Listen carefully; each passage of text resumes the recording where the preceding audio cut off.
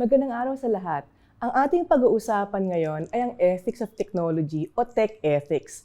Marami sa atin ang nagtataka kung papaano na ang teknolohiya ay nilalapatan ng etika, samantalang ang dalawa ay magkaiba. Ang teknolohiya ay ang mga aksyon at paggawa na nakabatay sa non-human world o material na mundo. Kaya ito tekne. Kung kaya sinasabi na ito ay walang etikal na kahalagahan. Sa kabilang banda, pag sinabi naman nating etika, ito ay tumutukoy sa pakikisalamuha o pakikitungo ng tao sa tao at kasama na din dyan ang pakikipag-ugnay ng tao sa kanyang sarili. Kaya sinasabi na ang ethics o etika ay anthropocentric. Sa ganitong paglilinaw ng terminolohiya, makikita natin na sa panimula na maaring magkaiba at walang koneksyon ng etika sa teknolohiya at vice versa. At kung magkaganon nga na walang koneksyon ng dalawa, paano nangyari na meron tayong ethics of technology o tech ethics? Upang masagot natin ang ating mga tanong, ang ating talakayan ay magkakaroon ng tatlong bahagi. Una, titignan natin ang teknolohiya sa makabagong panahon. Pangalawa, ang etika sa gitna ng hamon ng makabagong teknolohiya. At pangatlo, titingnan natin ang etika ng teknolohiya bilang isang tugon sa hamon ng pagbabago na dulot ng makabagong teknolohiya. Teknolohiya. Ang teknolohiya ay matagal na ginagamit ng tao upang linangin ang kalikasan. Ito ay maituturing bahagi ng pakikipag-ugnayan ng tao sa material o pisikal na mundo. Subalit ang ating panahon ay naiiba.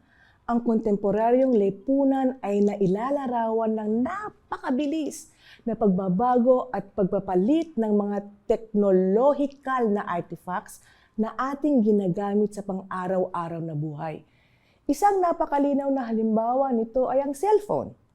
Noong nakarang taon, kung bumili ka ng iPhone 14, ngayong taon ay maituturing mo ng lumang yung iPhone 14. Dahil sa September 2023, ilalabas na ng iPhone ang bago nitong modelo, iPhone 15 at iPhone 16. Isa pang halimbawa, dati ang pangunahing pangangailangan lang ng tao para mabuhay ay tubig, pagkain, hangin at bahay. Pero sa ngayon, meron ng panglimang pangangailangan ng tao para mabuhay, internet. Walang internet, walang signal, walang life.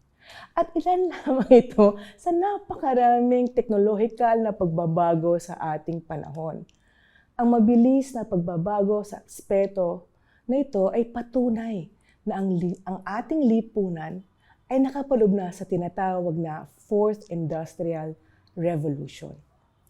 Ang Fourth Industrial Revolution ay nailalarawan sa tatlong katangian nito. Una, exponential, na paglago ng mga bago at mas malakas na teknolohiya. Pangalawa, mas malawak at mas malalim na impluwensya ng mga teknolohikal na pagbabago sa buhay ng mga tao. At pangatlo, ang pagbabago ay nangyayari sa pangkalahatang sistema at nararanasan sa buong mundo. At dahil dito, ang teknolohiya ay di na hihiwalay sa tao. Bagkos, ang teknolohiya sa ngayon ay isa sa pinakamalaking impluwensya na siyang humuhugis, humuhulma at nagbibigay dahilan sa tao sa kanyang pagiging tao. Sa isang salita, nakaugnay na ang ating pagiging tao sa teknolohiya ng makabagong panahon. Sa ganitong pananaw, lipas na ang panahon na kung saan ang teknolohiya ay hiwalay sa tao. Tapos na din ang panahon na kung saan di mahalaga ang pananaw ng mga taong gagamit ng teknolohikal na produkto. Maituturing nakaraan na ang pag-iisip na walang impluwensya ang teknolohiya sa tao at vice versa. At dahil nga sa magkakaugnay na realidad ng tao at ng teknolohiya, may mga sitwasyon na kung saan nagkaroon ng mga etikal na pagtatanong sa aplikasyon ng technology sa lipunan at sa buhay ng bawat isa.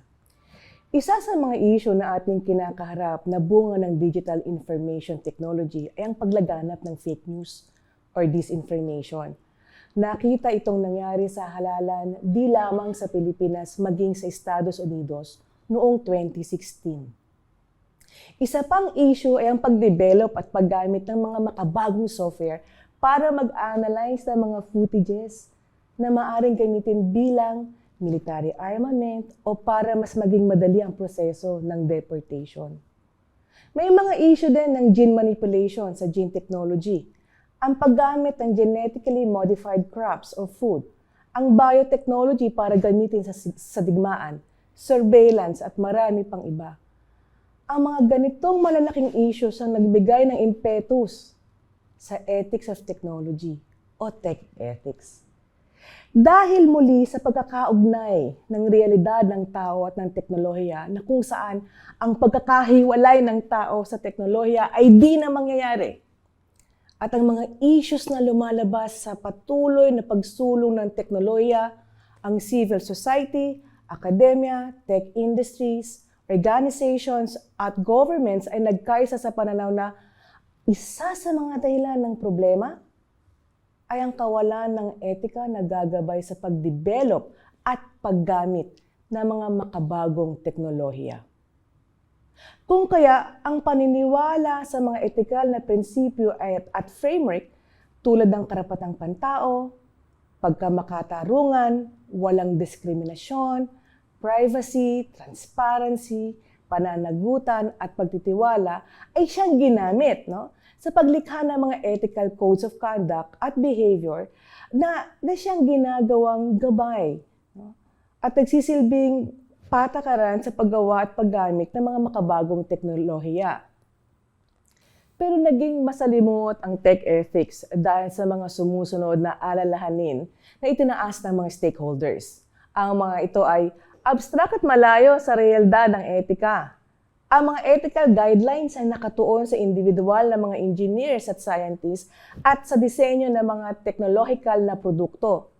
At pangatlo, ang paggamit ng mga ethical na committees at propaganda para palutangin at mapangibabaw ang etika kesa sa tunay at matapat na hangarin na sundin ng ethical na code of conduct at asal ng organisasyon.